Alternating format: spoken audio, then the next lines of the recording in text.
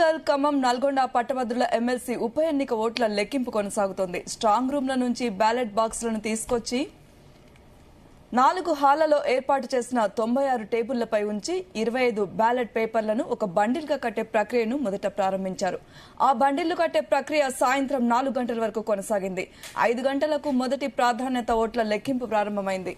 అర్ధరాత్రి దాటినా కూడా మొదటి 2 ఫలితాలు వెల్లడి కాలేదు. కౌంటింగ్ ఇంకా కొనసాగుతూనే ఉంది.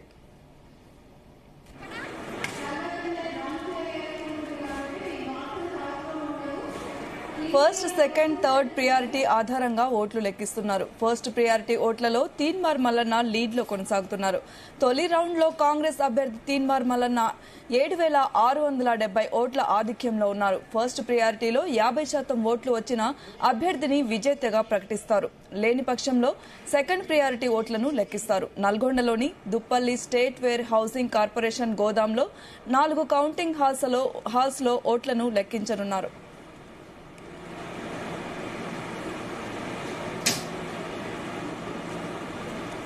పట్టభద్రుల నియోజకవర్గంలో మొత్తం 4,63,839 ఓట్లుండగా 3,36,013 ఓట్లు పోలయ్యాయి. 4 హాళ్లలో ఏర్పాటు చేసిన 96 టేబుళ్లలో ఒక టేబుల్కు ఒక రౌండ్లో 1000 ఓట్లు లెక్కిస్తున్నారు. ఇక ఇదే అంశంపై మరిన్ని వివరాలు మా ప్రతినిధి జానయ్య అందిస్తారు. జానయ్య, సౌమ్య, వరంగల్, ఖమ్మం, నల్గొండ పట్టభద్రుల ఎమ్మెల్సీ కౌంటింగ్ ప్రక్రియ కొనసాగుతుంది. నిన్న ఉదయం 8 గంటలకు ప్రారంభమైనటువంటి ఈ కౌంటింగ్ ప్రక్రియ ఇంకా కూడా కొనసాగుతుంది. మొదటి రౌండ్ పూర్తయ్యేసరికి అర్ధరాత్రి 1 గంట కావడం జరిగింది. 1 గంట నుంచి రెండో రౌండ్ ప్రక్రియ కూడా కొనసాగుతుంది. ఉదయం 9 గంటల లోపు ఈ రెండో రౌండ్ కు సంబంధించిన కౌంటింగ్ రిజల్ట్ మాత్రం 9 గంటల వరకు, ఉదయం 9 గంటల వరకు ఈ రోజు రానున్నది. అయితే ఈ మొదటి రౌండ్ కు సంబంధించి తీన్మార్ మల్లన్న 7,670 ఓట్ల ఆధిక్యాన్ని కనబరచడం జరిగింది. మొత్తం 96,000 ఓట్లను మొదటి రౌండ్ లో లెక్కించడం జరిగింది. ఈ 96,000 ఓట్లలో తీన్మార్ మల్లన్నకి ఏదైతే తీన్మార్ మల్లన్న కాంగ్రెస్ అభ్యర్థికి సంబంధించి 34,575 ఓట్లు, అలాగే బీజేపీ అభ్యర్థి ప్రేమేందర్ రెడ్డికి 12,841, రాకేష్ రెడ్డి బీఆర్ఎస్ అభ్యర్థి 27,573. ఇవి రెండో రౌండ్ ఫలితాలు ఇప్పుడే రావడం జరిగింది. ఈ రెండో రౌండ్ ఫలితాలకు సంబంధించి తీన్మార్ మల్లన్నకు 34,575, బీఆర్ఎస్ అభ్యర్థి రాకేష్ రెడ్డికి 27,573, బీజేపీ అభ్యర్థి ప్రేమేందర్ రెడ్డికి 12,844. మొత్తం రెండో రౌండ్ లో కూడా తీన్మార్ మల్లన్న 7,200 ఓట్ల ఆధిక్యాన్ని కనపరచడం జరిగింది. మొత్తం మొదటి 2 రౌండ్లు కలుపుకొని తీన్మార్ మల్లన్న 14,672 ఓట్ల మొదటి ప్రాధాన్యత ఓట్ల ఆధిక్యంలో కొనసాగుతున్నారు. ఇంకా మూడో రౌండ్ తో పాటు చివరి రౌండ్ 4వ రౌండ్ లో 40,000 ఓట్లు లెక్కించనున్నారు. ఈ మూడో రౌండ్ కు సంబంధించి ప్రస్తుతం షిఫ్ట్ ఏదైతే సిబ్బంది రాత్రి మొత్తం కొనసాగినటువంటి కౌంటింగ్ ప్రక్రియ కొనసాగడం, విధులు నిర్వహించినటువంటి సిబ్బంది అంతా కూడా ఇప్పుడు షిఫ్ట్ మారుతారు. వేరే సిబ్బంది రానున్న నేపథ్యంలో 1 గంట ఆలస్యంగా ఈ మూడో రౌండ్ కు సంబంధించి కౌంటింగ్ ప్రక్రియ అయితే ప్రారంభం కానుంది. మొత్తానికి ఈ అభ్యర్థులకు సంబంధించి ఈ కౌంటింగ్ ప్రక్రియ నిరంతరాయంగా కొనసాగుతున్న నేపథ్యంలో ఇదంతా కూడా తీవ్ర ఉత్కంఠతోటి ఎదురు చూడడంతో పాటు టెన్షన్ లో అభ్యర్థులు ఉన్నట్టుగా తెలుస్తుంది. ఎందుకంటే ఈ పోలింగ్ సంబంధించి ఓటు హక్కు వినియోగించుకున్నటువంటి పట్టభద్రులు చెల్లని ఓట్లు ఎక్కువగా వస్తున్న నేపథ్యంలో అసలు వీరు ఓటు హక్కు వినియోగించుకునే తీరు తెలియకుండా ఉన్నారా అనే కోణంలో కూడా అభ్యర్థులు కొంతమంది అసహనం వ్యక్తం చేస్తున్నారు. అంతా కూడా చదువుకున్న గ్రాడ్యుయేట్లే అయినప్పటికీ కూడా ఓటు వేసే విధానం పట్ల అవగాహన లేకపోవడంతో వీరంతా కూడా దీనిపైన తీవ్ర అసహనం వ్యక్తం చేస్తున్నారు. మొదటి రౌండ్ లెక్కింపులో దాదాపుగా 7,000 పైగా ఓట్లు చెల్లుబాటు కాలేదు. దీంతో మరో 3 రౌండ్లు ఉన్న నేపథ్యంలో ఈ 3 రౌండ్ల కలిపి కూడా దాదాపుగా 30,000 వరకు చెల్లని ఓట్లుగా నమోదయ్యే అవకాశం ఉన్న నేపథ్యంలో అభ్యర్థులు వీటిపైన తీవ్ర టెన్షన్ పడుతున్న పరిస్థితి కనబడుతుంది. ఎందుకంటే వారికి వచ్చిన ఏదైతే చెల్లని ఓట్లు ఏవైతే ఉన్నాయో అవి కొంతమంది అభ్యర్థుల ఎదురుగా ఉన్నటువంటి బాక్సుల్లో టిక్ మార్కు అలాగే ఇంటూ మార్కు లేదంటే పేరు రాస్తూ వాళ్ళు ఓటు హక్కును వినియోగించుకోవడం తోటి అవి చెల్లుబాటు కాలేదు. దీంతో చెల్లని ఓట్లు కూడా భారీగా నమోదయ్యే పరిస్థితి అయితే కనబడుతుంది. మొత్తానికి ఈ రోజు సాయంత్రం వరకు కూడా కొనసాగే అవకాశం కనబడుతుంది. మొదటి ప్రాధాన్యతలో ఏదైతే చెల్లుబాటు అయినటువంటి ఓట్ల నుంచి 50% ఓట్లు ఎవరికైతే మొదటి ప్రాధాన్యత ఓట్లు వస్తాయో వాటిని విజేతగా ప్రకటిస్తారు. ఒకవేళ 50% కంటే తక్కువగా మొదటి ప్రాధాన్యత ఓట్లు ఉంటే రెండో ప్రాధాన్యతకు సంబంధించి ఎవరికైతే తక్కువ ఓట్లు నమోదవుతాయో వారిని ఎలిమినేట్ చేస్తూ వారికి ఉన్నటువంటి బ్యాలెట్ పేపర్లలో రెండో ప్రాధాన్యత ఏ అభ్యర్థికి అయితే వచ్చిందో వారికి జమ చేస్తూ మొదటి రెండో ప్రాధాన్యత ఓట్లను కలిపి లెక్కించడం జరుగుతుంది. అలా ఒక్కొక్కరిని ఎలిమినేట్ చేసుకుంటూ వచ్చిన తర్వాత 50% ఓట్లు ఎవరికైతే అభ్యర్థికి వస్తాయో వారిని విజేతగా ప్రకటిస్తారు. కాబట్టి ఈ ప్రక్రియ మాత్రం ఈ రోజు సాయంత్రం వరకు కూడా కొనసాగే అవకాశం కనబడుతుంది. మొత్తం మొదటి రౌండ్ లో 96,000, రెండో రౌండ్ లో 96,000, 1,92,000 ఇప్పటి వరకు లెక్కింపు చేపట్టడం జరిగింది. ఇంకా 1,40,000కు పైగా ఓట్లు బ్యాలెట్ పేపర్లను లెక్కించాల్సి ఉన్న నేపథ్యంలో మూడో రౌండ్ ప్రక్రియ ఉదయం 9 గంటలకు స్టార్ట్ అయిన 6 గంటల సమయం పడుతున్న నేపథ్యంలో మధ్యాహ్నం 2 గంటల వరకు ఈ మూడో రౌండ్ ప్రక్రియ కొనసాగనుంది. 96,000 పూర్తయిన తర్వాత మరో 40,000 ఓట్లు ఉంటున్నాయి. 40,000 పైగా ఓట్లు ఉన్న నేపథ్యంలో ఆ 40,000 ఓట్లకు సంబంధించి 3 గంటల సమయం అంటే సాయంత్రం 5 గంటల వరకు మొదటి ప్రాధాన్యత ఓటుకు సంబంధించినటువంటి కౌంటింగ్ ప్రక్రియ పూర్తయ్యే అవకాశం కనబడుతుంది. ఈ మొదటి ప్రాధాన్యత ఓటుకు సంబంధించి ఎవరికైతే 50% వస్తుందో వారిని విజేతగా ప్రకటిస్తారు. ఒకవేళ 50% రాకపోతే మాత్రం రెండో ప్రాధాన్యత ఓటు లెక్కింపు చేపట్టాల్సిన అవసరం ఉంటది. ఈ నేపథ్యంలో ఈ రోజు సాయంత్రం వరకు ఇది పూర్తి కాకపోతే రెండో ప్రాధాన్యత ఓటు లెక్కించాల్సిన అవసరం ఉంటే మాత్రం సాయంత్రం నుంచి మళ్ళీ అర్ధరాత్రి వరకు కౌంటింగ్ ప్రక్రియ అయితే కొనసాగింది. మొత్తానికైతే తీన్మార్ మల్లన్న ఈ కౌంటింగ్ ఎన్నికలకు సంబంధించి మాత్రం మొదటి రెండో రౌండ్ లో మాత్రం ఆధిక్యత కనబరుస్తూ ముందుకు సాగుతున్న పరిస్థితి ఉంది. 2 రౌండ్లో కలిపి 14,000కు పైగా ఓట్ల ఆధిక్యంలో మొదటి ప్రాధాన్యత ఓటు సంబంధించి ఆధిక్యంలో కొనసాగుతున్న పరిస్థితి కనబడుతుంది.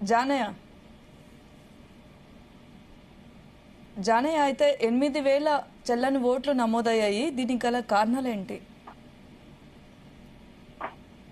కేవలం మొదటి రౌండ్ లోనే 7,000కు పైగా ఓట్లు నమోదు కావడం జరిగింది.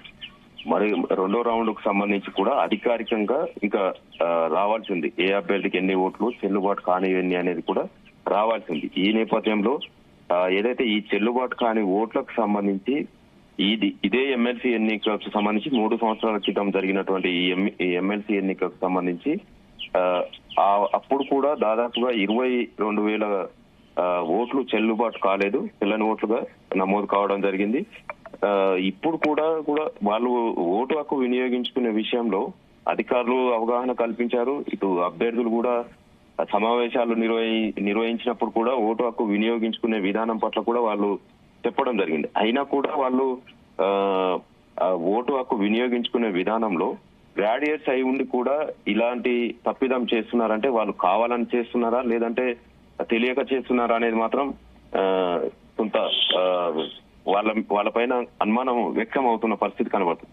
తీన్మార్ మల్లన్న కౌంటింగ్ జరుగుతున్న సమయంలోనే బయటకు వచ్చిన సమయంలో ఆయన జీ తెలుగుతో మాట్లాడుతున్న సమయంలో వీళ్ళు అసలు చదువుకున్న గ్రాడ్యుయేట్సే ఇలాంటి తప్పిదం చేస్తే ఎలా ఉంటుందనేది ఆయన కొంత అసహనం వ్యక్తం చేయడం, అలాగే ఈ చెల్లని ఓట్లతోటే అభ్యర్థి గెలిపోవటంలో కూడా నిర్ణయించే అవకాశం ఉందనేది కూడా ఆయన వ్యాఖ్యానించడం జరిగింది.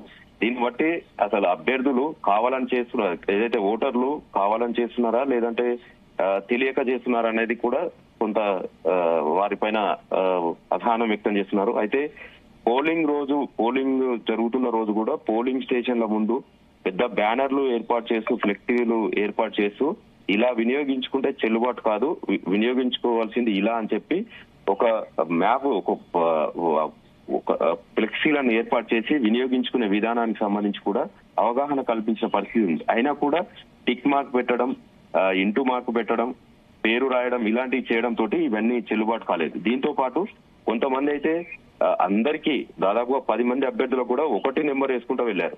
మరో కొంతమంది అయితే ఒకటి నెంబర్ వేసిన తర్వాతనే మిగతా నెంబర్లు వేయాల్సి ఉంటుంది. కానీ ఒకటి నెంబర్ వదిలేసి 2, 3, 4 ఇలా వేసుకుంటూ వెళ్ళారు. కొంతమంది 3 నెంబర్ నుంచి మొదలు పెట్టుకుంటూ వెళ్ళారు. ఇలా అయితే చెల్లుబాటు కాదు.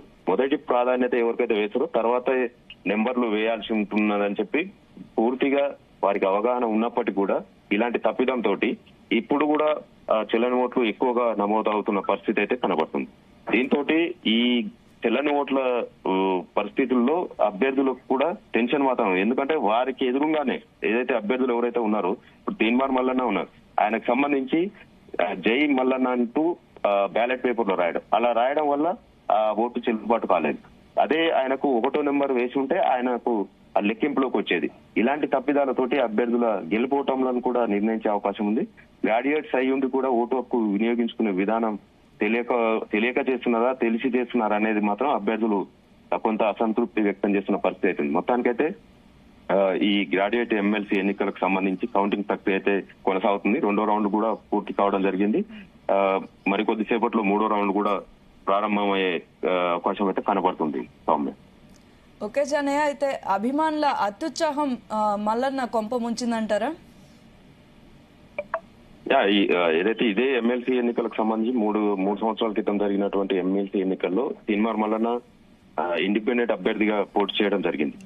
ఆయన కూడా అప్పుడు మొదటి ప్రాధాన్యతకు సంబంధించి ఆయనకు భారీగానే ఓట్లు నమోదైన పరిస్థితి కనబడింది.